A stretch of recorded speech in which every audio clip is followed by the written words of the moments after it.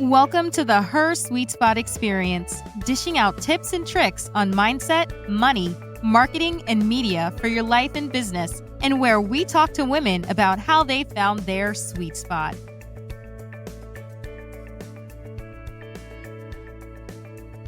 Welcome to the Her Sweet Spot Experience.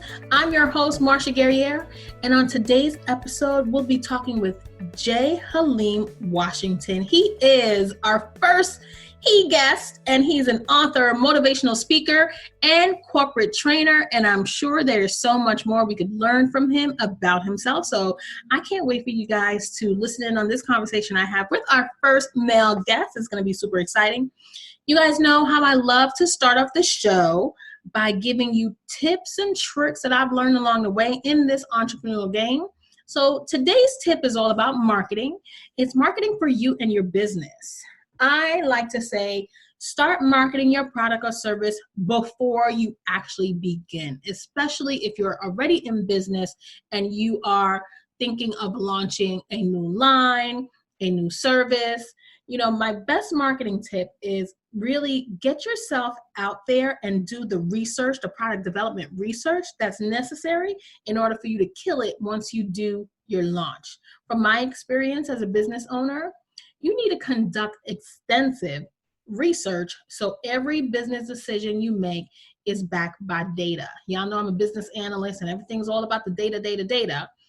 You can easily make assumptions on which features your target audience will want, but if you're not conducting market, competitor, and user research, you're going to be completely blind when you're rolling out your new product or service. The chances of your product succeeding if you don't have a clear-cut reasoning behind every move, your why, are very slim. Many people use marketing only for promoting their products after a launch. That's a big mistake, especially if you're already in business, you have a customer base, you have a solid foundation for you to do some research. And marketing is not just about the promotion of your business. Marketing is understanding your field, your industry, and all that jazz, right? So that is your marketing tip of the day. We're going to take a quick break and come back with today's guest, J Haleem Washington. He is an author, motivational speaker, and corporate trainer. We'll be right back. Her Sweet Spot is an online community for women influencers, leaders, and small business owners that offer coaching, education, resources, and networking opportunities for those looking to start or grow a business. We are the go-to incubator for success-driven solo CEOs who need their own team of C-suite coaches. Here's where she will find her sweet spot in mindset, money, marketing, and media. To learn more, visit www.hersweetspot.com. That's her, SUITE, spot.com.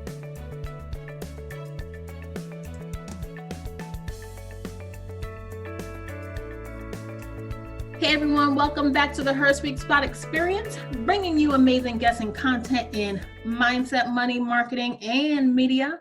Get your pens and paper out because you never know when our guests will drop some real nuggets and those aha moments that I love to drop on you guys. So let me start by telling you a little bit about today's special guest. J Haleem Washington is the author of I Wont Starve, and a nationally published and award-winning corporate and commercial photographer. J Haleem was born and raised in Newark, New Jersey, where his interest in being an entrepreneur was birthed. With more than 15 years of experience as an entrepreneur, his company, I Wont Starve LLC, provides education and training focused on entrepreneurship and career development.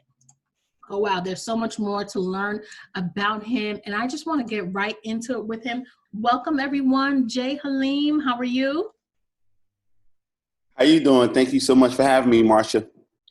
It is my pleasure. You are our very first male for our launch of the Her Sweet Spot Experience. So I thank you so much for being my number one. Wow. Thank you so much for the honor. It's a pleasure. Thank you, ladies. It's a pleasure. I want to get right into it and really to get to the meat of, there's so much that I left out because there's just so many good things within your resume that we could be talking about. Tell us more about J Haleem. Oh, well, I am an entrepreneur, of course, that you talked about. That's me. I'm a serial entrepreneur. I'm a gentleman who came up on the rough streets of Newark, New Jersey. Shout out to Newark. Anybody know about Brick City? It's a rough town. There's no real nice areas there to live, especially when I was growing up. Well, I think Newark has changed a little bit. I have some friends in some very classy townhomes out there. I'm sure that they don't hang out in Newark. They're going right over to the city to hang out and come back home. They go in the house real fast. It's possible, yeah. So yeah, but when I left, I graduated high school. I became a felon not too long afterwards, and so I did end up graduating college, but I wasn't able to get the jobs that my degree warranted. So I had to immediately go into entrepreneurship, and I've been an entrepreneur ever since. That is so fantastic to hear that experience. So you actually got the degree that everybody's saying that we must have, right, to get a proper job. And so you have a degree, by the way, in business administration with a concentration in management and entrepreneurship, yet you weren't able to get a job, right? Well, I was able to get the jobs, but because of my background, they wouldn't let me work. I got hired. Actually, literally 3 different jobs hired me, brought me on, did the paperwork. When my background came back a couple of weeks later, they all had to let me go. So I was overqualified for some very good career positions. However, my background prevented them from moving forward with me as a candidate for hire. So I just went ahead on and started my own business. Wow. So I'm going to take a venture. I haven't read your book, I Won't Starve. Tell us what that is about. Oh, well, I Won't Starve talks about from 2000, it's my life from 2008 to 2017. My wife and I we were hugely impacted by the Great Recession. We lived in the Washington, D.C. area at the time. My wife lost a very lucrative job on Capitol Hill. Of course, I was an entrepreneur, and I sold my company to make sure that we were okay. Moved to South Carolina, where we went to college, moved back there because it's a little bit cheaper than living in D.C. to raise a family and take care of kids. We had to start over from scratch. Of course, this is the place I became a felon. And so it was a lot harder for me to get a job again, even though it was years later. And so I ended up having to take an $8 an hour job at that particular time. But I worked for a year, and then I left the job. And that's why I Won't Starve was born. It was just a mantra at that time because everybody said, hey, you kind of got on your feet, you got a job, you started doing some things. Why would you leave the job now? And that was my mood to them and saying, hey, I won't starve. And I started that mantra, and then it became a movement. And by 2017, I created, something called I Won't Starve Experience. And it's a workshop, entrepreneur development workshop to teach other individuals that's trying to start a business or go from being a full-time employee to being a full-time entrepreneur, just teaching the path. So that's when it became a message. And so this is where we are right now. I love the I Won't Starve experience. And while this will be airing sometime later on in 2020, we are actually taping in March of 2020 during a very unprecedented time with this COVID-19 happening in our country, and our country having to be like shut down basically. And, this is not the question I was even going to ask, but because part of your story talks about the time when we were going through a Great Recession, what advice can you give someone right now about rebounding and really pushing back? Because I'm assuming this may be airing sometime in May, and from what they're saying in the media and from the governors, at least here in New York, and our presidents, this may go on for a several months. So what are like just a quick tip or motivation you could give to someone right now about bouncing back? Well, the beautiful thing about it is my book talks about two of these instances that I went through myself. So, of course, everybody in the nation went through the Great Recession in 2008, between 8 and 2012. Yep. However, here in Columbia, South Carolina, we went through a 1,000-year flood experience in 2015. And Wow. we were all impacted for the state of South Carolina, but definitely here in Columbia, it made national news. A bunch of people died. It was just a freak scenario that happened. So, businesses were affected at that time as well. And I talk about that in my book. What I tell people now is this is a time where you definitely don't want to panic, and also start looking for opportunities, because when you real entrepreneurs see problems as opportunities, and we're looking for the solution, not just seeing problems as problems like everyone else. So we have different eyes, we have different hearts, we have a different mindset about how you approach things. So if you are a true entrepreneur, you'll start looking for the opportunities in this problem time. You're so right. I am a full-time employee, and as you guys listening know, I work from home full-time for my company and then also for myself. And I've been preparing myself for these type of situations forever and ever. And I think, what you said is so right. We entrepreneurs look at problems as like, ooh, opportunities, how can we make impact too, right? In this opportunity that we have to make change, and to what kind of impact are you making? What are some special things? But wait, tell us where we can get your book first, because anyone listening who is going through some things happening because of this COVID-19, they need to grab that book. And do you talk about how people can rebound, and how your personal experience, how you and your family rebounded? Yes, we did. And first, you can get my book primarily on my website, jhaleem.com. That's JHALEEM.com, as well as on every platform, in digital and in paperback. So Amazon, Books A Million, Barnes & Noble, any digital platform, my book is on there. Just put on I Won't Starve. It'll be the first thing to pop up. Excellent. So they can get it there. And we actually running a special. I don't know when they're going to get it, but different times we run specials on the digital copy. They'll have it for $5.99 or $2.99, and depending upon what's going on, for other individuals, just download it. If they have Kindle, they can get it for free. They can just download it for free. So if you have Kindle Unlimited. Excellent. So a part of it, what happened, see, I tell people my story. My first, with the recession, I panicked, and we moved immediately. I sold my business. We moved. What business were you in? Can I ask? Oh, I ran a commercial cleaning business, and so we had contracts different places, and up all through the DC, Washington DC area, actually from Delaware all the way down to Virginia. So I was able to sell this company in pieces, and we kind of panicked because we saw things was happening. And so coming into 2015, 5 years later, we were like, okay, we're going to ride this out. And actually, I was able to see the opportunities in it. As you talked about me being a commercial photographer, well, here in my city, I was able to work directly with the mayor of the city, and pretty much every photo that he was in when he was doing work, most cities, neighboring cities come over to help you. So we had people from Charlotte, people from Birmingham, Alabama, different cities come in to give relief.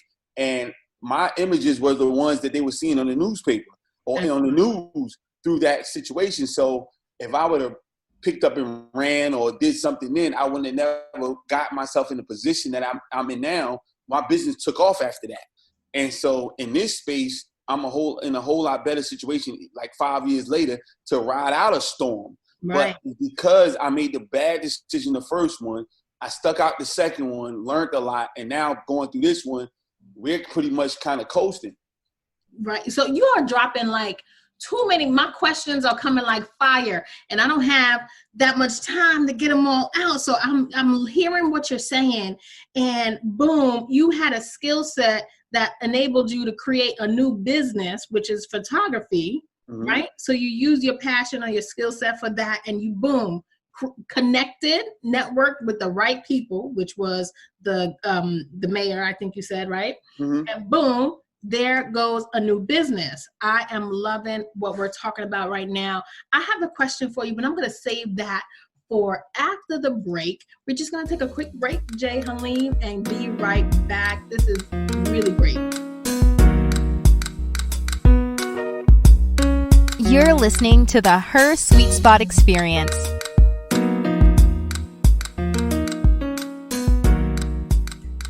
Welcome back to the Her Sweet Spot Experience. We are here with our guest, J Haleem. And before the break, you were blowing my mind with the nuggets that you're dropping on us and the small things I picked up in our conversation. And so I just want to go back to when you talked about the business, the commercial cleaning business that you sold. Mm-hmm. Now, I have a question for you. Did you, at the time when you were running your business, did you have an exit strategy? Or were you just reacting? Oh, I was just reacting. I mean, it was very volatile at the time. I mean, I had lost a couple contracts due to this situation. You know, people start to, hey, this is an extra expense. So, you know, I remember having a huge contract with T-Mobile at an office building in Maryland, and they were just downsizing. They were going to another building, someone else's building, as opposed to having their own building, right, due to these situations. So stuff like that happens. And, you know, when my wife lost her job, she had an extremely lucrative job working on Capitol Hill, and she lost her job like in no time. It was like March, around this time, it was like first of the month, you're not going to have a job, no severance package, no nothing. So we're young, we panicked, and we have a young child at the time. And it was like, all right, well, let me make sure that we're good. And so let me start selling off what I have, and right, we'll have a lump sum of money, and then we'll go someplace else and make it happen.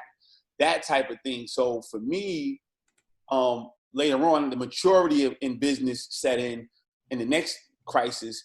And then talking about marketing, just maybe 6 months prior to that happening, I really started understanding where I wanted to take my business by doing the market research, start understanding where I wanted to go as a photographer. mm-hmm. And so I had just started going into the corporate and commercial space, and which put me in the same alignment with the people who work right alongside with the mayor. And so when the time hit, I was the person who they called in that time and space, because I aligned myself and made a decision of where I was going to actually go with my business. You see? And you did that not necessarily to get an exchange and the quick dollar in that moment, but you knew long term that strategy to align yourself with the right set of people was going to pay off big time for you. Well, you know, I just started understanding more in business that it's about knowing who your target market is and your target audience is. You know, as a photographer, you know, that's something that everybody feels like they can do until you get to another upper echelon of it. You know, everybody has a camera. Everybody got a camera. So when they had their cell phones and stuff like that. So when you get to the upper echelon, it's really not as easy as you think. Right. And there's not a lot of people playing in that realm, in the corporate and commercial space. So you might see people trying to do weddings, trying to take pictures of people's families and all that other good stuff. But when you actually transcend that space, you're playing on another level, and you're not seeing a lot of people there. And I started doing that through my research. And I said, this is the place where I can do this full time and actually take care of my family and get the revenue that I'm looking for. I love it. Do you have an exit strategy today? Of course. I mean, well, I run multiple businesses now. I actually, you know, with photography, again, that was, you know, I realized that it really wasn't a business. It was just my job. Right. You know, that was my high income skill, and I still do it. I mean, we just got finished shooting the Nike campaign. We shoot for Save the Children. We shoot for, you know, multiple situations, national campaigns and things like that. But that's something that I do. But running I Won't Starve was an exit strategy. Becoming a speaker is a part of the exit strategy. You know, in the last 7 years, I became 4 different things outside of being a photographer. So I'm a small business coach actively, you know, with multiple clients. Right. So this was all a situation, you know, and I teach my people, it's not about what you want, it's about what you become. So, you know, using that space, you know, that was my skill that no one could take away from me, that I can travel with. But when I started becoming more and growing, I started marketing myself in another light. Excellent. This is so awesome. J Haleem, what 3 pieces of advice would you give to our listeners that are in that transition, especially one who's experiencing this 2020 shift? Well, like I said, first, don't panic, but you got to be calm in situations like this. It's very, very hard to make sound decisions when you're not calm and you don't have, you're losing your wits about you. So you got to, see clearly. And then, you got to have your destination in mind. A lot of times, for me, when I made my mistakes back before, I didn't know where we were going. I just was playing defense. And sometimes when you got your head right, that offense might be the best thing. Mm-hmm. Sometimes your offense is the best defense, but if you don't have your destination in mind, it won't dictate to you what you want to do. And then also take the focus after you get what you want, start looking and listening what the people want. Because a lot of times, like right now, we might have this grand idea. Well, people definitely going to need this, but go find out. Go ask. Go do the market research and find out what people actually need and provide that service or give them that product. Right. It goes back to my tip at the beginning of the show. Mm-hmm. Do your research beforehand. Marketing doesn't start after you launch. It definitely starts, with your idea. You should be at every life cycle of your business. You should be thinking about what your clients are looking for. I love it. So stay calm, have your destination, and listen to what the people want. Yeah. Those are 3 pieces of advice you got today from J Haleem. Tell me now, what do you wish you had known before you had to become an entrepreneur? What do you wish you'd known before you started? I don't wish I would have known anything else because everything came in its proper time. I just wish I was patient. As a kid, I started very, very young in entrepreneurship, and I was very impatient. And trying to teach other entrepreneurs, especially younger entrepreneurs, to just wait. It's coming. And a lot of times it comes a whole lot faster than you believe. But again, when we talk about my story, 2013, I literally took an $8 an hour job. Now I run 4 businesses. So this is not a long time. Right. So, you know what I'm saying? And people won't believe that. They won't think that, it'll take 7 years. Well, this was happening. We just came into 2020. This was already happening within 6 years. So that's not a long time to do that. It's like going back to college. People are like, I don't have 4 years. Before you know it, you blink and it's over. Exactly. So, that was my issue. I realized that someone asked me that a couple years ago, and, that was my thing. I just was extremely impatient. That forced me to do some bad things in the past. Just rushing, never was a bad guy, just impatient, wanted something to happen now. And so made, irrational decisions. And, being patient has helped me out tremendously as I, gotten a little bit more mature. I'm just being patient and letting things happen and just continuously moving in the right direction has helped me out tremendously. Yes, I that's the biggest thing, the number one thing that I talk to my clients when they come to me and they come to me on fast mode. I say, if you're going to work with me, you got to slow it down because it don't happen that fast. Nothing happens overnight.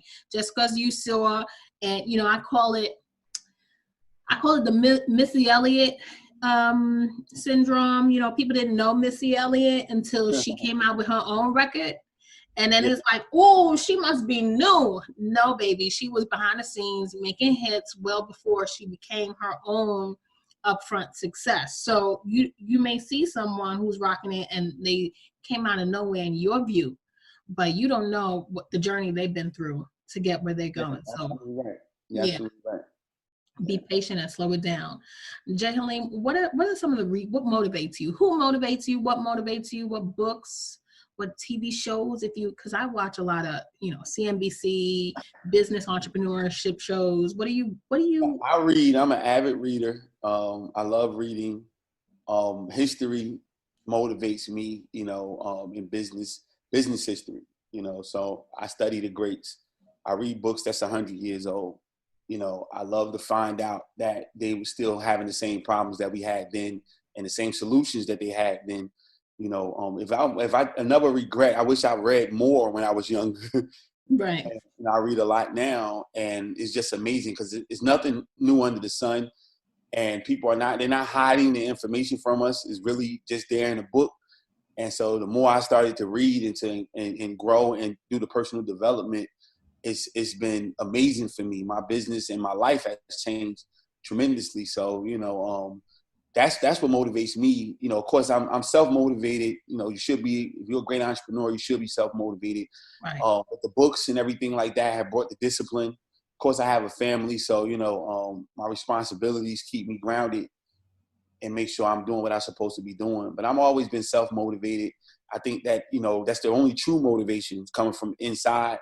And, we can, as a motivator, I pick up on what you have and try to take you to another level, but I still got to drop you off at some point. Right. And my goal is to give you some tools to be disciplined so when, times like this happen, when there's a whole lot of reasons for you to lose motivation and lose focus, you can still be disciplined and still keep the regimens going and still keep the great habits about you. Right. Excellent. We could talk like all day. I'm really having a great time talking to you. So am I. Great question. You're just dropping it on us, and that's what I love. But this is a perfect time, while you mellowed it out with the motivation, to go into a break. Her Sweet Spot is an online community for women influencers, leaders, and small business owners that offer coaching, education, resources, and networking opportunities for those looking to start or grow a business. We are the go-to incubator for success-driven solo CEOs who need their own team of C-suite coaches. Here's where she will find her sweet spot in mindset, money, marketing, and media. To learn more, visit www.hersweetspot.com. That's her, SUITE, spot.com. It's been such a pleasure talking today to our first male guest of the season. Thank you, J Haleem. It's been real great talking to you. Thank you. Likewise. I hope when we start something, we got to get the fellas in there. I know. I'm excited. I generally don't push it that way, but who draws to me is who catches me, and I'm so happy you caught us and gave us a shout. I'm happy. I'm happy about this. We got to cross. Look, when we live in Colombia, the women are killing us. They're killing us in business. So, I appreciate you guys. It's our time. It's our time. So now is the time of the show where I want to get your feedback in a segment that I call In the News. I'm going to talk to you about a news article that I read and get your feedback on what the author is saying. Are you ready? Mm-hmm. Awesome. So today's In the News segment comes to you from an article that I found in www.lifemarketing.com. That's life with a Y, marketing.com. It is 6 highly profitable marketing strategies for your business. Let's get going. Number 1, search engine optimization. The article says SEO, as it's called, is one of the most important marketing strategies for small business. SEO is the process of optimizing your site's structure and content to make it easier for search engines to crawl or read your website by making small changes to your site and developing content that focuses on relevant keywords. You can work to rank higher on the search engine results page. The higher you rank on Google, the more opportunities you will have to drive new traffic to your site. What are your thoughts and feedback on search engine optimization? Oh, no, I agree. I love it. I just don't think it's the end all be all for every business. And I think it's kind of, for me, I teach people, when you have a business you selling steel, search engine optimization kind of doesn't matter. Right. This is something that you got to kind of shake hands and kiss babies to make those $1 million deals. Right. And so I just want people to understand SEO, but understand that marketing means making yourself aware, not just aware online, but aware of the players. And a lot of those old men who got the money to spend that type of money are probably not online. You got to go out and still talk to people and shake their hands and create your own optimization, Right. So I'm a fan of that. Agree. Oh, so number 2 on the list of 6 highly profitable marketing strategies for a small business, according to lifemarketing.com, is content marketing. Content marketing is at the center of most marketing strategies for small businesses. Content marketing is the process of creating and publishing quality content that is relevant to your target audience and provides some time of value for readers and viewers. The key to developing a great content marketing is knowing what your audience cares about most, including their greatest challenges, needs, and desires. J Haleem, what do you say on that? Again, I don't disagree about content marketing. Content is king. Again, it's about who you're marketing to. There's still people who want you to drop an ad or put something in the newspaper or a magazine or some other type of platform. And that's still content. So, I think a lot of it is internet-based. And for the internet-based companies or content-based companies, I think that's absolutely right. But we deal with different companies. A lot of those other companies run our lives. Walmart kind of run our lives, and they do that by keeping showing it this week. Yes, and they do that by keeping their doors open. They do that by when they want to sell something fast, they put it at the front of the store. They don't, it's not, it doesn't have to drop it in your email. They just put it at the front of the store, or they just properly position it when you walk in the store. So you go in there to buy some eggs and you come out there with $15, $20 worth of stuff. That's still content marketing. They're taking the content and putting it right in front of your face. So it's just so many, and I'm looking at the greats, and this is the greatest retailer that we have, and this is what they're doing, to win, not just the people that's playing in the space. And then when the social media platform changed the algorithm, that changes, and then you're just going through this whole thing. How could you get right directly through to it? So right. I like to tell my people both sides. I like it. Number 3 of the 6 highly profitable marketing strategies for a small business, according to lifemarketing.com, is PPC advertising. Also known as pay-per-click advertising, is a type of online ad model that allows small businesses to apply their ads to people searching online for relevant products and services. Pay-per-click works just like it sounds. You pay each time a consumer clicks on your ad content. Though Facebook and other ad platforms use the pay-per-click model, we are going to focus on pay-per-click ads that are displayed on Google and other searches. And the article talks more about the Google pay-per-click and search engine capabilities, which you guys could go out there and find yourself. But what do you think about paid advertising? I love paid advertising. It's the only real advertising. Way to go. It's different. Pay-per-click is a great, a viable option. I used to use that. I blogged for a long time as well, and I actually, earned a good amount of money off of pay-per-click ads. But I use ads all the time on social media. I actually use real ads as well. I work with the radio stations. I work with, television. I work with everybody. So that's why I said paid advertisement is the only advertisement. So I'm a supporter of that. Yes, I have done all types of advertising: print, radio, and some television. So I am all about the paid advertising space. Number 4 of the 6 highly profitable marketing strategies for small businesses, according to lifemarketing.com, is Facebook advertising, which we just spoke about. According to Facebook, there are 2 million small to medium-sized businesses advertising on their social media platform. And that should come as no surprise, given that Facebook ads are one of the most effective and least expensive way to advertise your products to nearly any niche audience. I guess, when you're trying to reach a new audience, the Facebook advertising does help in that sense. What do you think about Facebook in particular? Yeah, I agree. I use it all the time. It's very inexpensive. But with saying that, I would tell people, tell your audience that doesn't mean spend $5.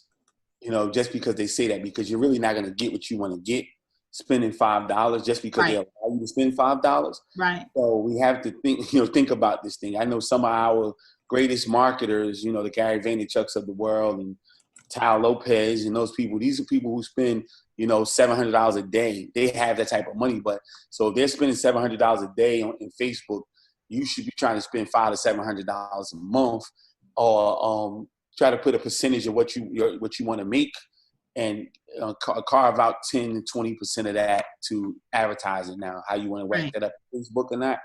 But Facebook is very, very good, and I use it every day. So I'm with that. It's all about the return, what you expect to make in return for what you put out. And if you should know that 10% at least should go towards your marketing. I'm amazed that new entrepreneurs who want to make $100,000 don't want to invest $10,000. It's crazy.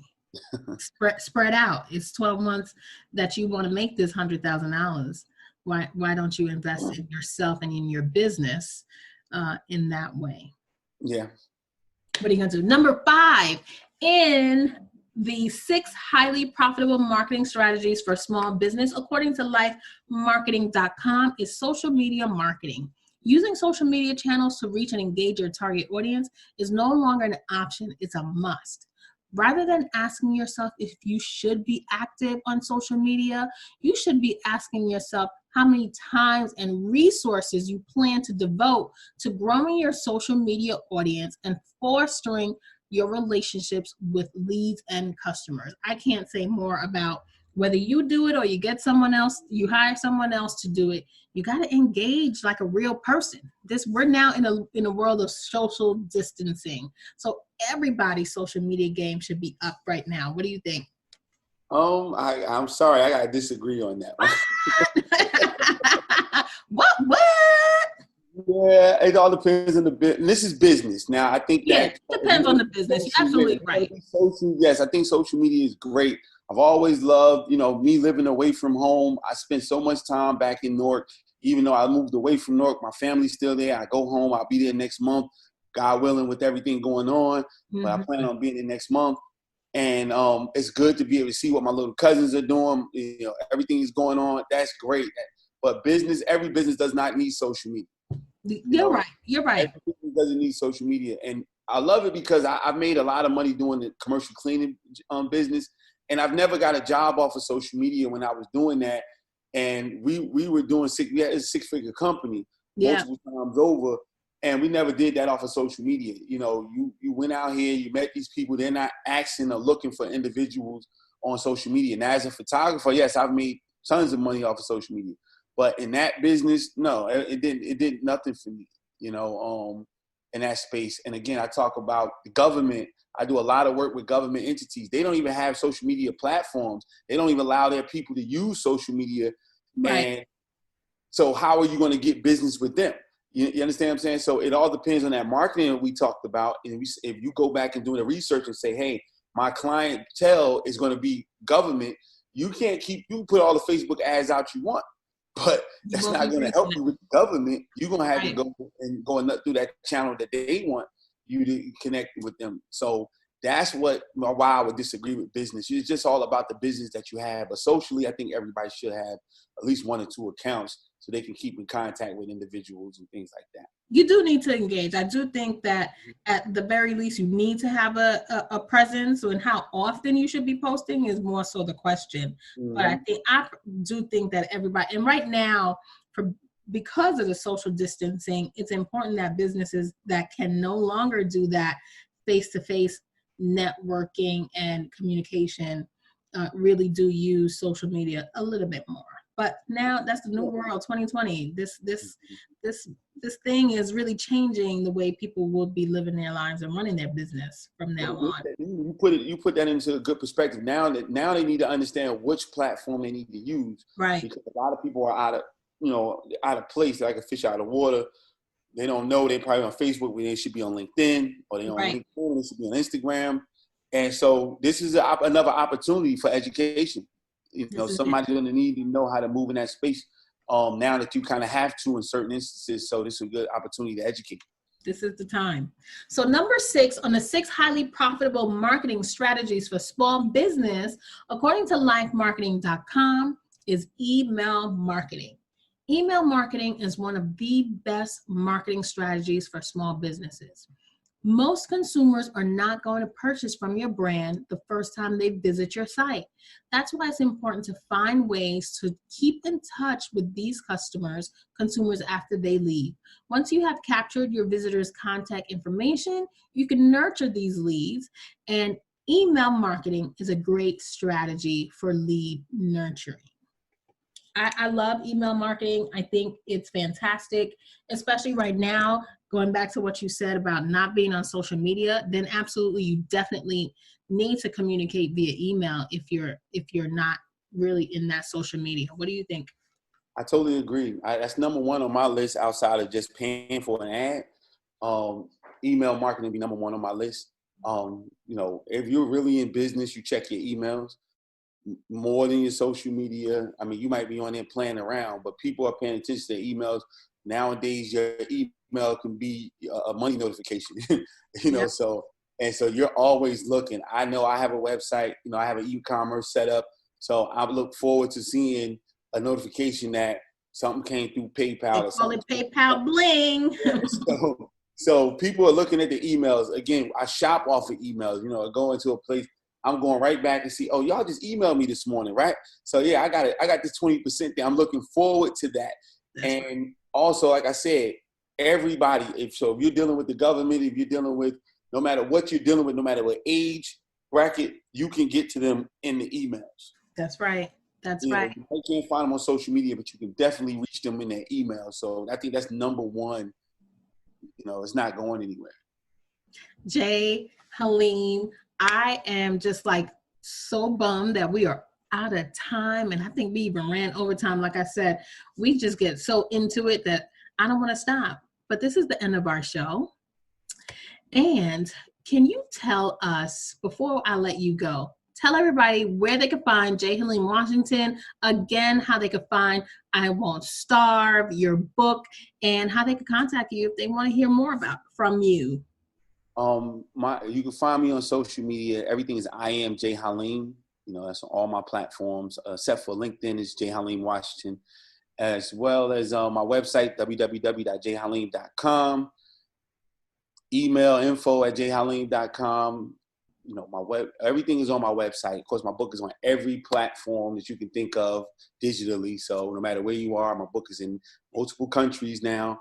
People have bought it from all over, so you can get my book anywhere. I Won't Starve. All you got to do is Google it, and it'll pop right up. It's an amazing read. It's a quick read. Everybody saying, I had people 75 years old, so they read it in one day. So it's a very, very good book, not just because, myself and, Tamika Sims is my scribe. She was a ghostwriter, but I call her scribe. Tamika Sims. It wasn't behind the scenes. I wasn't, vain like that. I put it out there, let everybody know who did the pen. She penned it. And, but it was an amazing scenario. She helped me to bring it all out, bring the story out, but it's been able to help individuals, it's been able to help individuals get past that point and understand that if I can do it, that they can do it as well. Absolutely. Thank you so much again for being our very first male guest on the show. I appreciate you guys. Thank you guys for listening again. Remember to hit subscribe, share this broadcast out with your friends. And you know how I like to end each show. Until next time, remember, when we empower each other, we all rise. Bye-bye for now.